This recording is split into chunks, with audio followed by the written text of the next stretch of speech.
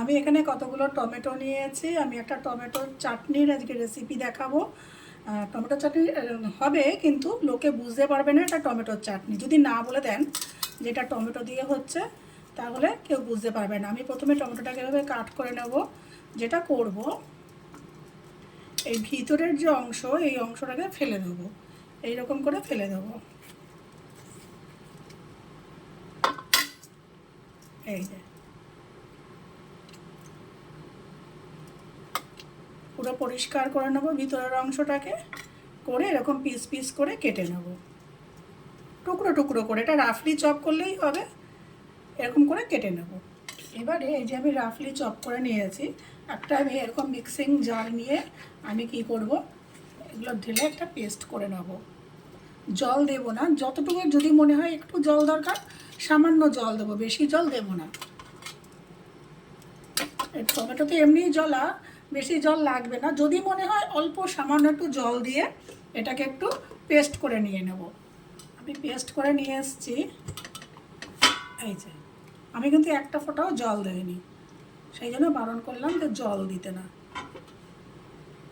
এবারে আমি একটা বাটি নেব, আর নেব একটা ছাঁকনি, আর এই যে পেস্ট করে রেখেছি এটাকে ছেঁকে নেব।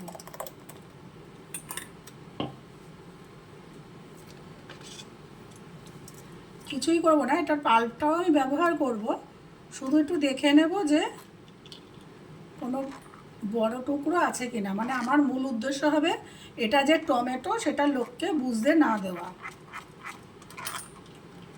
এই যেমন এখানে কিছু কিছু বড় টুকরো আছে, এগুলোকে আমি আবার একটু পেস্ট করে নেব। এই যে কিছু কিছু বড় টুকরো রয়েছে, এই যে দেখাচ্ছি। এই যে এগুলোকে আমি আবার একটু পেস্ট করে নেব। বা আপনারা হাত দিয়েও দেখতে পারেন, হাত দিয়েও দেখে নিতে পারেন যে এরকম বড় টুকরো আছে নাকি। ব্যাস এইটুকুই। ছাঁকনি দিয়ে ছাঁকতে হবে এমন কোনো ব্যাপার নেই। ছাঁকনি দিয়ে ছাঁকলে একটু চটজলদি বোঝা যায়, আর কিছু না। তবে একটু খাটনিওটা বেশি পড়ে, কেননা এই ছাঁকনিটাকে পরিষ্কার করাটাও একটা টাফ ব্যাপার হয়ে যাবে। যাই হোক, এখানে আরেকটু দানা দানা রয়েছে, আমি পুরো ব্যাপারটাকে আরেকটু পেস্ট করে নিয়ে আসব। এখানে আমার পুরো পেস্ট হয়ে গেছে। চলে যাচ্ছি এবার পরের স্টেপে। আমি এখানে একটা কড়াই নিয়ে নিয়েছি, দিয়ে দিচ্ছি অল্প সর্ষের তেল। আপনারা এটা রিফাইন্ড অয়েলেও করতে পারেন। তেল গরম হয়ে গেছে, আমি এখানে দিয়ে দেব 5 ফোড়ন। গ্যাসের ফ্লেমটা কমিয়ে দিয়ে এই যে টমেটোর পেস্ট আমি এটা দিয়ে দেবো এখানে।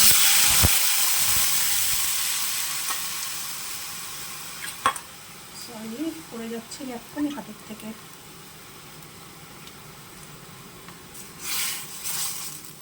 দিয়ে এটাকে আমি মিডিয়াম টু লো ফ্লেমে আমি এই জলটাকে পুরো শুকিয়ে নেব। কালারটা চেঞ্জ হয়ে যাবে, দেখলেই বুঝতে পারবেন যে জল শুকিয়ে গেছে, পরিমাণও কমে যাবে।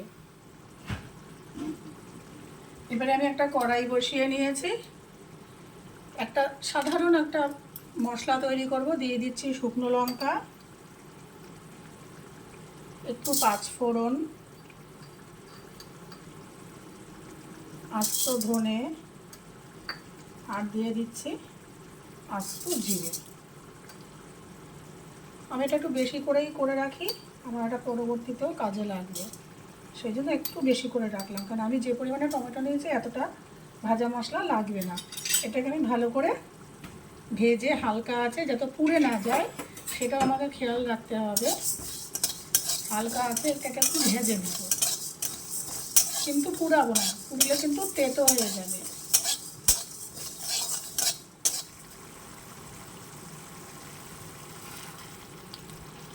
অনেকটা শুকিয়ে গেছে জল। এবারে আমি দিয়ে দেবো এখানে বাতাসা। আমার কাছে বাতাসা আছে, আমি এটা বাতাসা দিয়েই বানাবো। আপনারা তো চিনি দিয়ে বানান, এটা একদিন বাতাসা দিয়ে বানিয়ে দেখবেন চাটনিটা। আমরা তো সবসময় চিনি দিয়ে বানিয়েই থাকি, একবার এই বাতাসা দিয়ে একটু বানিয়ে দেখবেন। এটা লাগলে একটু পরে দেওয়া যাবে, আর একটু দেবো মিষ্টিটা বুঝে। এবারে দিয়ে দেবো এর মধ্যে অল্প একটু বিট নুন বা ব্ল্যাক সল্ট যেটাকে বলে সেটা।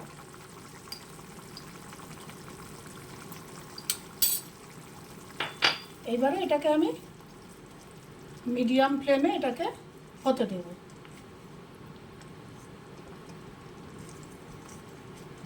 আর একটু ফুটে ওঠার পর দেখে নেব মিষ্টিটা ঠিক আছে কিনা।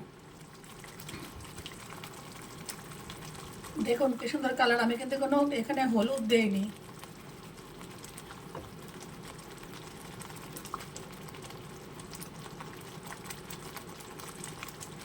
আপনারা ইচ্ছা করলে এর থেকে ঘন করতে পারেন, আমি এর থেকে ঘন করব না, কারণ ঠান্ডা হলে পরে আর একটু ঘন হয়ে যাবে। এই যে আমি মশলাটা করে নিয়ে এসেছিলাম ভাজা, যেটা মশলাটা ভাজলাম, এবারে দিয়ে দেব এই ভাজা মশলাটা পরিমাণ মতো। আমার এখানে যে পরিমাণ লাগবে আমি সেই পরিমাণটা দেব।